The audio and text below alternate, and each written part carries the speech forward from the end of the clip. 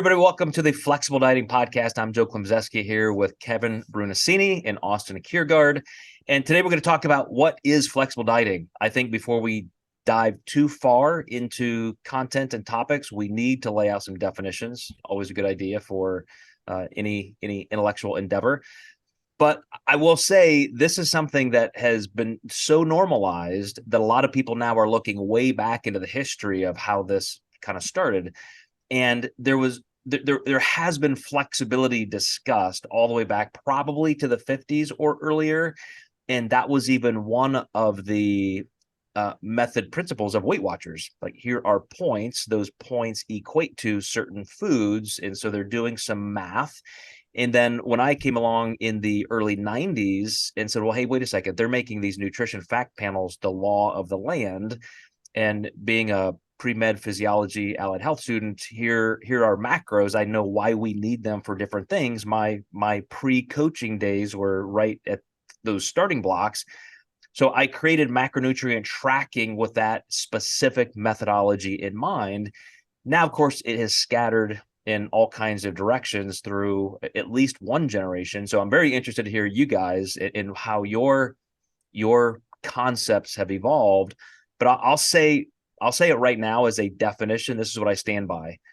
Flexible dieting is eating the foods you want in the amounts you need to stay aligned with your health values and goals. So that said, Austin, as somebody who's in the dietetics field, and you've got that academic background as well as a bodybuilding and coaching utilitarian background, how do you see the etiology of flexible dieting and its formation and where it has gone today?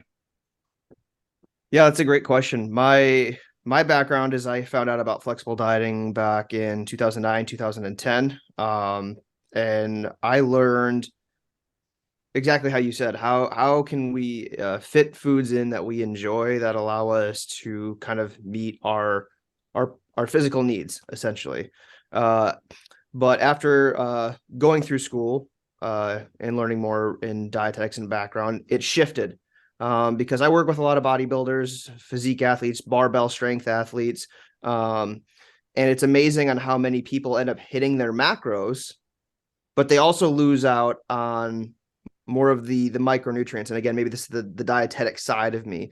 So my methodology and my shift with flexible dieting is making sure that any client I work with, they do fit the foods that they enjoy, but it's after they've checked the boxes. They got their 3 to 5 fruits and vegetables in, and then they've gotten their fiber goals met, and they're making sure they're eating protein from lean sources, not just, relying on protein bars. Because I think when the big boom of flexible dieting came out, it was like, oh my gosh, I can eat a Pop-Tart and lose weight. Well, that's true, but again, what do our lab values looking like? What's the insides going on? Like, it's great that we can enjoy those things, and I'm all for it, but what else can we be doing to make sure that we're creating longevity to this while still eating the foods that we enjoy? So that's kind of where I had found out about flexible dieting, taking my education with what I have learned in school, and kind of now shifted to kind of combine both of those things. And I think that's an exact evolution you should have, because I've had to try to nudge the industry back to what you said. In my definition, it's the foods you want, the amounts you need to stay aligned with your health values and goals. I hope your health values are really high. I hope your health standards are high. So you want a good amount of those foods. And Kevin, being a doctor of nursing practice and a professor, I know you have to care about those things as well, but you're also somebody who's lost more than 100 pounds in your life and you've kept it off. So you're also very big on, this has to really work in my life. This has to be practical. So I'd love to hear how you have seen things change and what you've personally maybe tweaked in your own application of flexible dieting. I made sure to write this down so I wouldn't lose the thought, but without really reiterating what Austin has said or what you have said, Joe, because I would agree on not only the clinical applications of those principles, but just obviously the personal ones as well, of how, it's one thing to eat a Pop-Tart, but there's also the other obvious principles and pillars of healthy nutrition. That's, lean protein sources, unsaturated fats, fibrous carbs, simple carbs when appropriate, et cetera, et cetera. Those fundamentals should not change. But when I was dealing with obesity and, through a 4-year process of actively losing weight, there were certainly cliche, to me, embarrassing at the time, or in retrospect embarrassing, but there were cliche diet methodologies that I followed just because I didn't know any better. And they served its purpose, but it didn't stick. And my focus, when I look at how I evolved, has always been on a internal motivator perspective. So if the flavor of the week was keto, embarrassingly, if it was keto, then I knew, and I would have these remarkable binges. I would internally be like, is this really serving me? Is this really helpful? Does this help? Is this really the best for my health, for my values in terms of credibility, integrity, excellence, etc.? Is this simply sustainable? And the answer is no. At least it's not realistic to have an eating disorder or to have disordered thinking with food. So I knew that had to change. This was not a methodology that I could practice and stick with. So and that's one example, but other examples are similar in the sense of it would be taken to the extreme of having some type of binge eating or some disordered perception about food. That methodology had to change because that's not serving me. And that has always been my underlying tone of how I've evolved. And now what I currently do and have been for 7-8 years, at least, very consistently, is just flexible dieting in the sense of what we've all defined it as, is eating what I want with the appropriate context of my goal, as long as my health values and health parameters are, fulfilled or met. Well, I think Austin's going to have a lot to say about this as well, because of the changes you get academically when you really get into all the different population groups that you may have not considered. But that's what I love about flexible dieting. And at the core of flexible dieting is you can't be flexible if you don't have the structure in place from which to be flexible, that being macronutrient tracking of some kind. And so, like you said, this is a methodology. Every other diet schema can become a useful tool, or at least principles from those. So I have clients of all kinds of different demographic needs and goals and preferences. So can I be a little bit higher in fat and lower in carb with some, because that's just part of their preferential food source selection? Absolutely.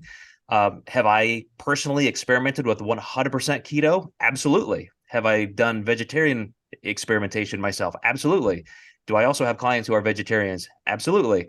So those are all tools that we can use and still incorporate the objectivity of macronutrient tracking and the basic principles of structure and flexibility. So Austin, again, knowing that you had this great personal experience as an athlete and a bodybuilder, and then you went to dietetic school, I would again love to hear how maybe you have expanded in your use of all of these different methods to incorporate at your disposal. Yeah. So, not to kind of repeat what you were saying either, but I mean, I guess my thing is seeing where people are at, because flexible dieting it's a great methodology, but it works best when you find out where the individual is at. Are they a vegetarian?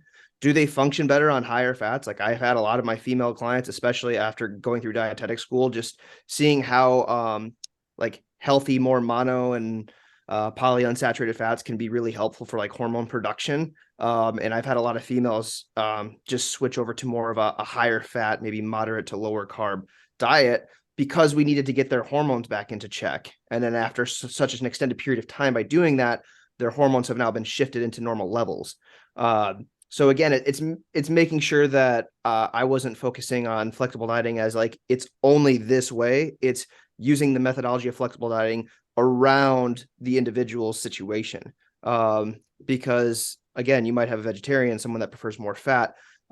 There's another whole stretch of people that have limited income. So that's a thing too. And how to make flexible dieting work with people that I've worked with, where they're scraping by just to work with coaching because they want to like lose weight. So it's really hard for them to go eat high-end fancy type of traditional health foods. So how can we make flexible dieting work within a flexible income?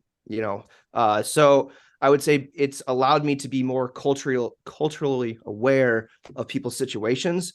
How can we make flexible dieting work, and making sure that it's getting to their goals? And again, after learning more about lab values and the importance of nutrition internally, is how can we make sure that that's a key factor? Because while everybody maybe wants to lose weight and build muscle, that's stuff that we can see. That's stuff that we can visually see. We can't visually see what's going on the inside until we start getting lab work done, which is another thing I try to advocate for a lot of my clients, whether it's a bodybuilder, a powerlifter, the soccer mom trying to lose 30 pounds, get your lab work done. Make sure that when you're going through this transformation, things are staying within a normal range. And if not, let's catch it early so we can make the necessary adjustments and work with your physician to, stay on track. Awesome. And maybe as just a way of closing us out, Kevin, when you think of sustainability, and that, of course, when I was also at college, talk about flexible income and those kind of needs, Austin, one of the exact driving forces of why I created flexible dieting was I was a poor college student, also getting ready for a bodybuilding contest, trying to follow these diet plans as written in magazines. And I thought, I can't get all this food. I can't eat chicken 6 times a day. So I was really looking for a way to be flexible also with a budget. So Kevin, how do you feel as somebody who provides for clinical needs in nursing practice for the true sustainability? I mean, do you find yourself pushing clients into different directions, or how do you even discuss that this has to be part of your repertoire for life? I think will help frame and answer this is taking some of the concepts from evidence-based practice, which you've talked about one of them already, Austin, that is patient preferences or client preference, but we all have preferences nonetheless. That's one principle we have to uphold when in a relationship like this. Then you got what is the clinical evidence? What is that, or what is clinical evidence in terms of the client or patient status, what's going on that we need to fix, solve, etc.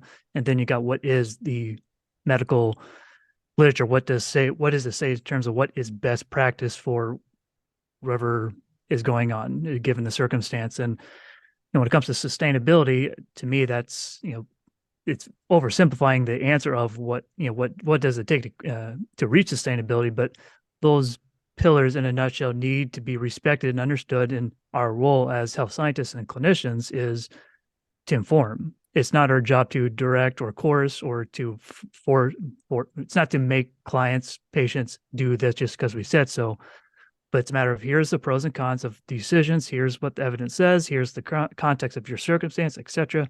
We have to have that conversation, and they ultimately make the decision what's best for them. Hopefully we've helped enlighten what may be going on, but that's how it clinically should be approached. But sustainability in that same light needs to be seen and respected in that way too, because sustainability may shift based on where the context is, or maybe you do want to lose weight or gain weight for whatever reason, and therefore the nutrition needs need to adjust accordingly. And that's where flexible dieting is practical and realistic, because it shifts when you want it, as long as the health values are fulfilled and understood and respected and not taken out of context or inappropriate given what the push may be. So well said, and such a million new topics to discuss as you guys bring these things up. So good thing we will do that in the future. Thank you, Kevin. Thank you, Austin. We will see you all next time in the Flexible Dieting Podcast.